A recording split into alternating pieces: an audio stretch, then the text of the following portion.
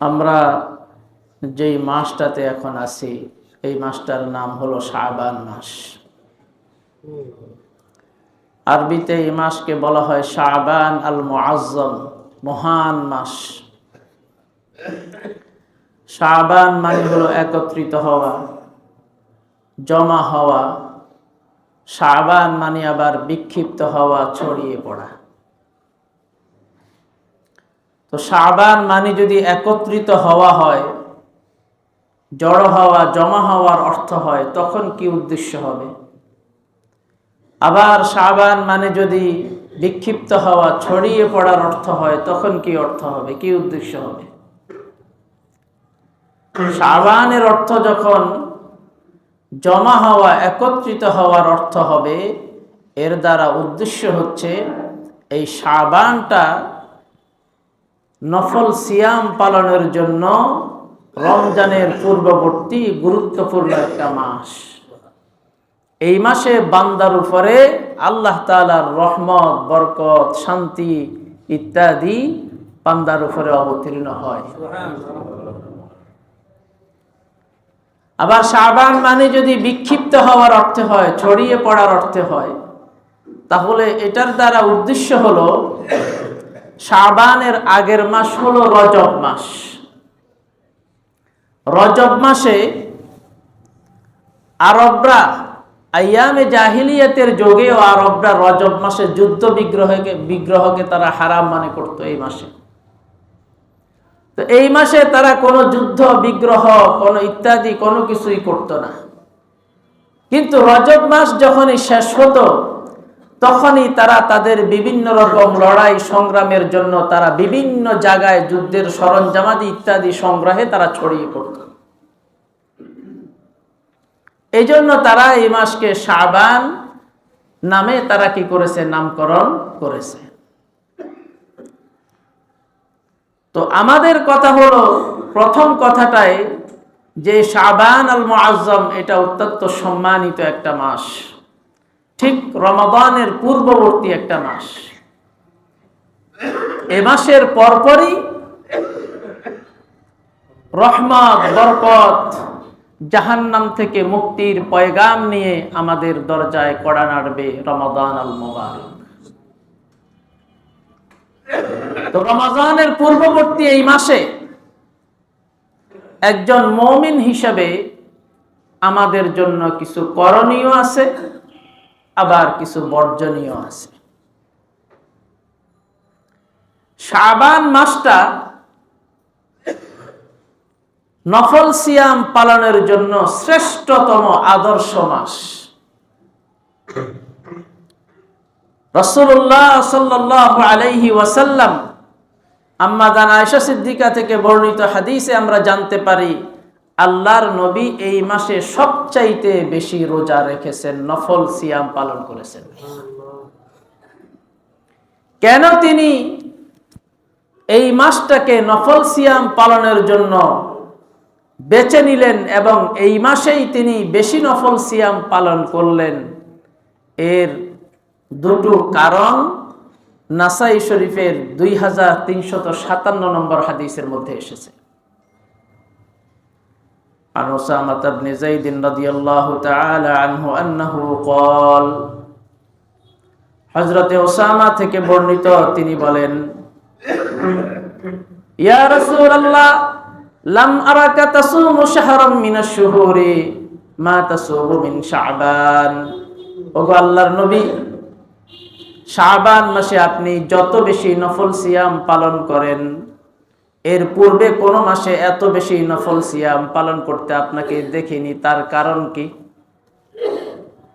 এই মাসটাতে আপনি সবচাইতে বেশি নফল সিয়াম পালন করেন কেন? এর রহস্য কি, এর কারণ কি? তো ফাকাল নবী সাল্লাল্লাহু আলাইহি ওয়াসাল্লাম, আল্লাহর নবী বলেন, যালিকা শাহরুন ইয়াগফালুন নাসু আনহু, যে শাবান মাসটা এমন একটা মাস যেই মাসের ব্যাপারে মানুষ উদাসীন, গাফেল।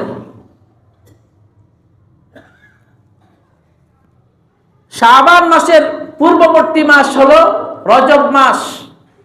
কোরআনে বর্ণিত সম্মানিত 4টি মাসের একটা। আর শাবানের আরেক প্রান্তে অবস্থিত হলো রমাদান মাস, যেটা বছরের শ্রেষ্ঠতম মাস, সাইয়্যিদুশ শুহুর, সকল মাসের সর্দার। এই 2 মাসের মধ্যবর্তী অবস্থিত হচ্ছে শাবান মাস।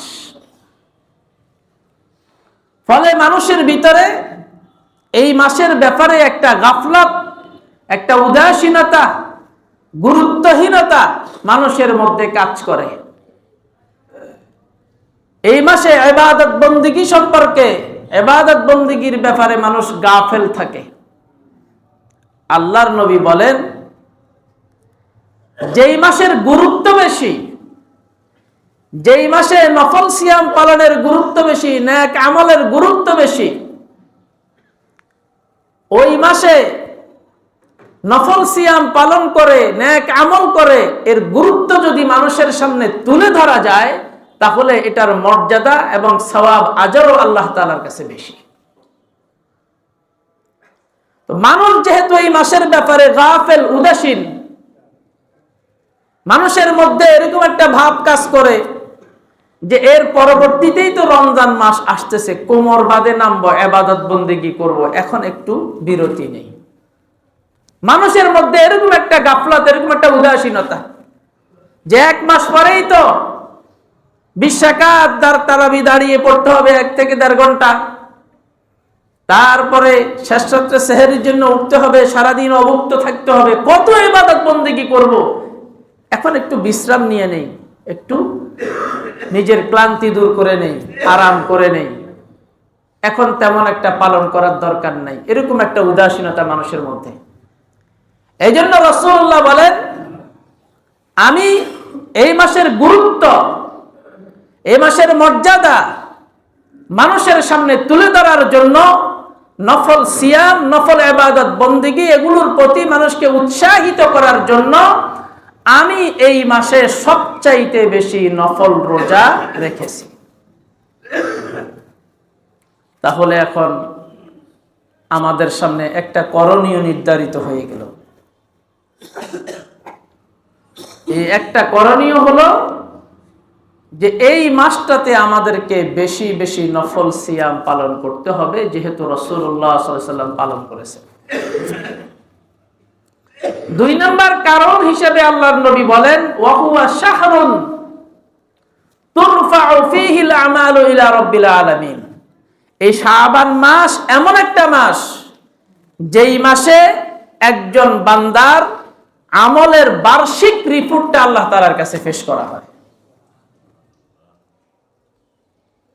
তো যেই মাসের মধ্যে প্রতিদিনই আল্লাহ তাআলার কাছে বান্দার বার্ষিক রিপোর্টটা, আমলটা পেশ করা হবে, ফাউহিব্বু আন ইউরফা আমালি ওয়া আনা সাইম, আমি চাই যে আমার আমলনামা আল্লাহ তাআলার কাছে ওই অবস্থায় পেশ করা হোক যে অবস্থায় আমি রোজাদার। যেমন কোন ব্যক্তি কোন মালিকের আন্ডারে যদি কাজ করে, তো মালিক যদি এসে তাকে দেখে সে দাঁড়িয়ে আছে, উদাসীন, কথাবার্তা বলতেছে, হাসি তামাশা করতেছে, কাজের প্রতি মনোযোগ নেই, তো মালিক রাগান্বিত হয়।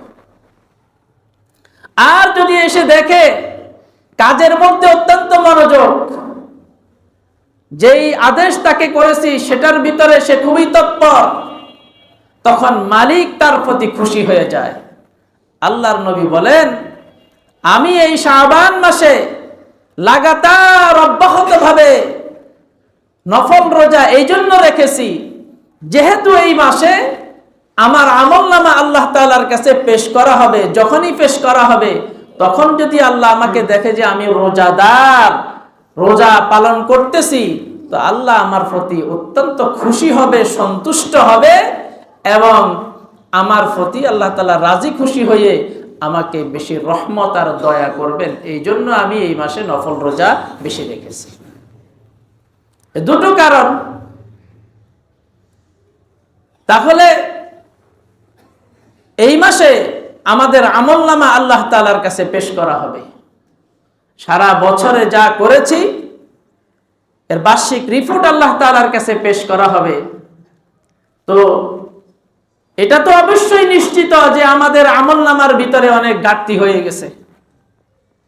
আমরা তো কেউ বুকে হাত দিয়ে কথা বলতে পারবো না যে আমার আমলনামা যেইভাবে আল্লাহ চেয়েছেন ওইভাবেই আছে, আমি ওইভাবে করেছি, এটা তো কেউ বলতে পারবো না।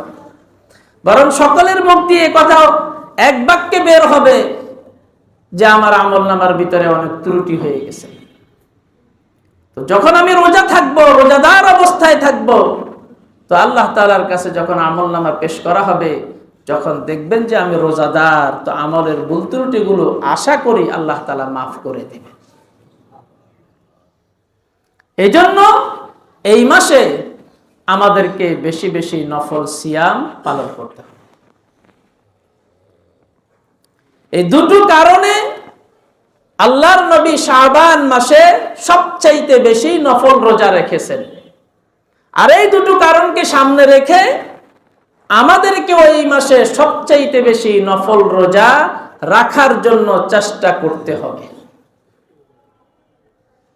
এবং এর আরো একটা রহস্য আছে। এর পরবর্তী হলো ফরজ সিয়াম পালনের মাস রমাদান মাস। তো রমাদান মাসের প্রস্তুতি স্বরূপ আমরা রোজা রাখাটা অভ্যস্ত করতে পারি। হঠাৎ করেই রোজা ধরলে অনেকে অসুস্থ হয়ে যায়, অনেকের কাছে হঠাৎ করেই কষ্টের কারণ হয়ে দাঁড়ায়। আগে থেকেই যদি একটু অনুশীলন করে, প্র্যাকটিস করে, চর্চা করে আসি, তো রমাদানের রোজা যখন আসবে লাগাতার রাখতে হবে, ফরজ রোজা, ব্রেক দেওয়ার কোনো সুযোগ নাই। তো তখন আমার কাছে রমাদানের রোজাগুলো সহজ হবে, রাখতে অসুবিধা হবে না, যেহেতু আগে থেকেই আমি একটা অভ্যস্ত হয়ে এসেছি। এজন্য যাদের শারীরিক সামর্থ্য আছে, শারীরিকভাবে সুস্থ আছেন, বেশি বয়স হয়ে যায় নাই, নানান রোগে আপনাকে আক্রান্ত করে নাই, চাইলে আপনি, ইচ্ছা করলে আপনি নফল সিয়াম এই মাসে বেশি বেশি পালন করতে পারবেন। তো আপনার উচিত এই মাসে আপনি বেশি বেশি নফল সিয়াম পালন করা। এটা শাবান মাসের একটা করণীয়। নাসাই শরীফের 2357 নম্বর হাদিসের আলোকে এই করণীয় আমাদের সামনে পরিষ্কার হয়ে গেল।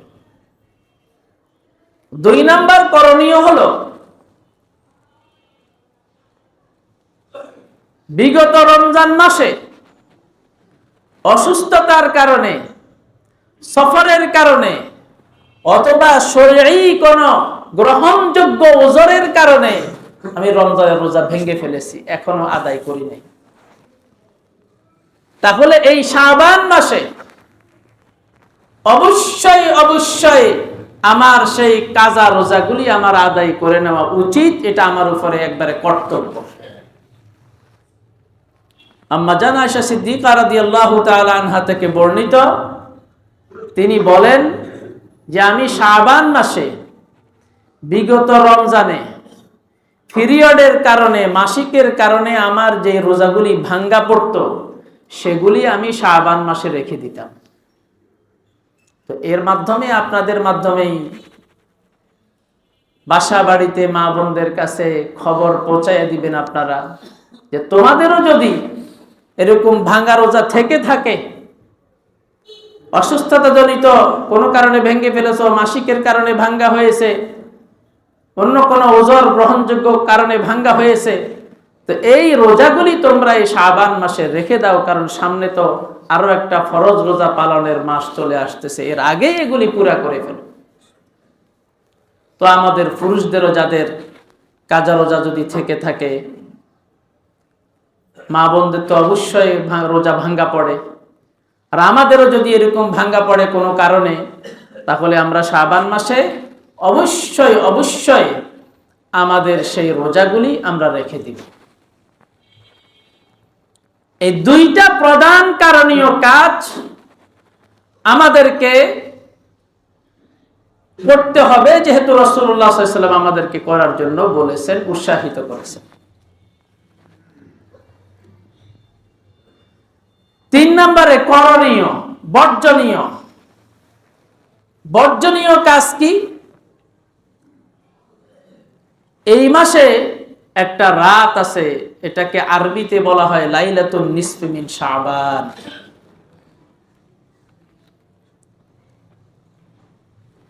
মধ্য রজনী, শাবান মাসের মধ্য রজনী। আর দেশীয় ভাষায় বলা হয় শবে বরাত। আরবিতে বলে লাইলাতুন নিসফি মিন শাবান, শাবান মাসের মধ্য রজনী। আর আমরা এটাকে শবে বরাত বলতেছি, আমাদের দেশে এটা প্রসিদ্ধ হয়ে গেছে শবে বরাত নামে। তো এখানে বর্জনীয় কাজ কি এই মাসকে কেন্দ্র করে? এই শবে বরাতটাকে অনেকে ভাগ্য রজনী মনে করে, কিন্তু কোরআন সুন্নাহ পড়লে, গবেষণা করলে এই মাসের লাইলাতুন নিসফি মিন শাবান, শাবানের মধ্য রজনী, এটা ভাগ্য রজনী নয়, এটাই সুপ্রমাণিত। এটাকে ভাগ্য রজনী মনে করা যাবে না।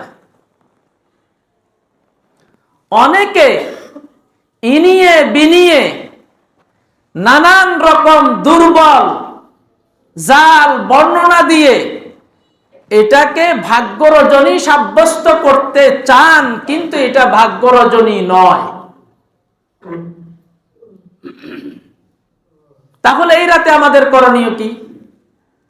এই মাসের এই রাতকে কেন্দ্র করে এই মাসের আরো একটা বড় করণীয় হলো,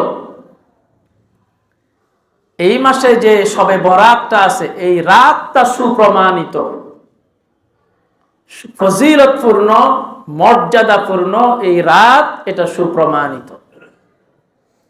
এই রাতে, এই রাতকে কেন্দ্র করে এর আগে আমাদের যে করণীয়, আল্লাহ তাআলা ঘোষণা দিয়েছেন যে এই রাত্রিতে আল্লাহ তাআলা সমস্ত পৃথিবীর মানুষের কাছে, মানুষের মুখোমুখি হন, মনোনিবেশ করেন সমস্ত মানুষের দিকে। সব মানুষকে আল্লাহ তাআলা ক্ষমা করে দেন, দুই শ্রেণীর মানুষকে ক্ষমা করেন না। এক নম্বর, যাদের শিরিকের সাথে সংযুক্তি আছে, শিরিক করে অথবা করেছে এখনো তওবা করে নাই, তো তাদেরকে আল্লাহ তাআলা ওই রাত্রিতে মাফ করেন না। তাহলে ওই রাত আসার আগেই এই মাসে আমাদের আরো একটা করণীয় কাজ হলো, আমি তো আমার জানার ভিতরে হয়তো শিরিক করি নাই, কিন্তু অজানায় অনিচ্ছায় হয়তো হয়েও যেতে পারে। এই জন্য ওই রাত্রি আসার আগেই আগে ভাগেই আল্লাহ তাআলার কাছে চেয়ে নেওয়া, বলে নেওয়া, মাফ চেয়ে নেওয়া যে আল্লাহ, অজান্তেও অনিচ্ছায় যদিও আমার থেকে শিরিক হয়ে থাকে, আমি আপনার কাছে খাস দিলে তওবা করতেছি, আপনি আমাকে মাফ করে দেন, আমি আর কোনোদিন শিরিক করব না, শিরিকের সাথে যুক্ত হব না। এইভাবে ওই রাত্রি আসার আগ পর্যন্ত তওবা করতে থাকা, এটাও আমাদের একটা করণীয় কাজ। আমরা তওবা করব এবং আল্লাহ তাআলা আরো এক শ্রেণীকে মাফ করবেন না, যে শ্রেণীটা মানুষের সাথে শত্রুতা করে, হিংসা বিদ্বেষ লালন করে, অপরের পিছনে লেগে থাকে, অপরকে ক্ষতিগ্রস্ত করতে চায়, অপরকে দমায়া দিতে চায়, তাদেরকেও আল্লাহ তাআলা মাফ করবেন না। তাহলে এখন এটাও একটা করণীয় দাঁড়ালো এই মাসের, যে যদি অন্তরে হিংসা ঢুকে থাকে কারো জন্য, কারো প্রতি, কারো পিছনে, তাহলে ওই রাত্রি আসার আগে আগে অন্তরকে হিংসা মুক্ত করে ফেলি। যদি হিংসা মুক্ত করে ফেলতে পারি, তাহলে ব্যাপক যে ক্ষমার ঘোষণা আল্লাহ তাআলা দিয়েছেন শাবানের মধ্যরাত্রিতে, ওই ক্ষমাটা আমি ওই রাত্রিতে ইবাদত বন্দেগী না করলেও ঘুমিয়ে ঘুমিয়ে আমি পেয়ে যাব ইনশাআল্লাহ তাআলা। তাহলে 3 নাম্বার করণীয়, নিজেকে শিরিক মুক্ত করুন, নিজেকে হিংসা মুক্ত করুন, তাহলে আল্লাহ তাআলার ব্যাপক ক্ষমা আপনি পাবেন। 4 নাম্বার করণীয় যেটা, সেটা হলো রমাদানের জন্য যথোপযুক্তভাবে প্রস্তুতি গ্রহণ করা। এত বড় একটা মর্যাদার মাস, ফজিলতের মাস, যেই মাসে নেক আমল দ্বিগুণ হয়ে যাবে, জাহান্নাম থেকে মুক্তি মিলবে, জান্নাত অর্জিত হবে। তো এই মাসের জন্য প্রস্তুতি গ্রহণ করার দরকার আছে। পূর্বপুরুষেরা যারা আলেম ছিলেন, পূর্বের যত নেককার বান্দা ছিলেন, তারা রমাদান মাস আসার আগে শাবান মাস শুরু হয়ে গেলেই রমাদানের জন্য প্রস্তুতি গ্রহণ করা শুরু করতেন, আর আল্লাহর কাছে দোয়া করতেন, আল্লাহুম্মা বারিক লানা ফি রজব ওয়া শাবান ওয়া বাল্লিগনা রমাদান। আল্লাহ রমজানের আগে মৃত্যু দিয়েন না, রমজান পর্যন্ত পৌঁছাইয়া দেন। এই মাস যাতে আমি পেয়ে যাই, ওই মাস পর্যন্ত আমারে আপনি পৌঁছাইয়া দেন। ওই মাসের আগে আমাকে আপনি মৃত্যু দিয়েন না। আমি ওই মাসটা অবশ্যই আমাকে পেতে হবে, আমি খুবই আগ্রহী। ওই মাসের ফজিলত, রহমত, বরকত, জাহান্নাম থেকে মুক্তি, সমস্ত কল্যাণ ওই মাসের আমাকে কুড়াইয়া নিতে হবে। এই জন্য আগে থেকেই দোয়া করতে থাকতেন। আর এই মাস থেকেই আমাদের দেশে রমাদান মাস আসলে দান সদাকা মানুষ বাড়িয়ে দেয়। পহেলা রমজান থেকে একেবারে ঈদের দিন পর্যন্ত দানের বন্যা বইবে, সবাই করবে। এটা ভালো, এটাও প্রশংসনীয়। যেহেতু ওই মাসে সবকিছুর সওয়াব দ্বিগুণ, এটা অবশ্যই অবশ্যই প্রশংসনীয়। কিন্তু পূর্বের মনীষীরা যেটা করতেন, রমাজানে যেভাবে দান সদকাকে বাড়িয়ে দিতেন, রমাজানের প্রস্তুতি স্বরূপ এই মাস থেকে ওইটা শুরু করে দিতেন। এই মাস থেকেই ওনারা দান সদকা ইত্যাদি সবকিছু বাড়িয়ে দিতেন। নিজে যা যা করবেন, পর উপকার, পরের কল্যাণ, পরের পাশে দাঁড়ানো, এগুলো এখন থেকে প্ল্যান করে শুরু করে দিতেন। এজন্য আমরাও এই কাজগুলি রমাজানের জন্য ভূমিকা স্বরূপ আমরা এগুলি শুরু করে দেই। এগুলি হলো এই মাসের গুরুত্বপূর্ণ কথা। যদি এগুলি পালন করতে পারি তো আল্লাহ তাআলার রহমত, বরকত, ব্যাপক ক্ষমা এবং রমাদানে সুস্থ থেকে রমাদানের সমস্ত কল্যাণ অর্জন করা আমাদের জন্য আল্লাহ তাআলা সহজ করে দিবেন ইনশাআল্লাহ তাআলা। এই হলো শাবান মাসের মোটামুটি করণীয় কাজ। আল্লাহ পাক রব্বুল আলামিন আমাদেরকে শাবান মাসের যে কল্যাণ আছে, যে রহমত, যে বরকত, যে শান্তি আছে, সেগুলি আমাদেরকে আল্লাহ তাআলা অর্জন করার তৌফিক দান করেন।